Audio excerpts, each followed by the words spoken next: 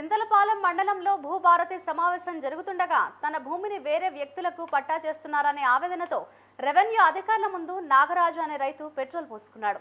తన తాత పేరుతో దొండపాడు శివార్లో ఉన్న తన భూమిని ఇతరులకు కట్టబెట్టేందుకు ప్రయత్నాలు జరుగుతున్నాయని ఆరోపించారు.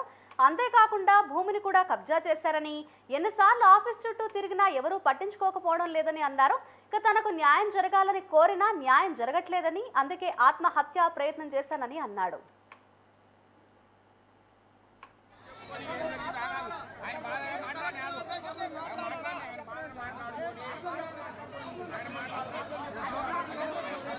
రెవెన్యూ శివారులో 187-290లో 12 ఎకరాల భూమిని కొనుగోలు చేశారు. ఆ భూమిని మేము రీసెంట్గా అక్కడి నుంచి ఒక 30-35 సంవత్సరాల క్రితం ఇక్కడ గుడిమల్కాపురం గ్రామం వలస రావడం జరిగింది. ఈ గ్రామంలో ఉంటున్నప్పుడు అక్కడ రీసెంట్గా భూమిలో కొంతమంది ఇట్లా మా భూమిని కబ్జా చేయడం జరిగింది. ఇదే విషయంపై మేము ఎంఆర్ఓ ఆఫీసుల చుట్టూ తిరిగినా కానీ మాకు ఏమీ న్యాయం జరగట్లేదు.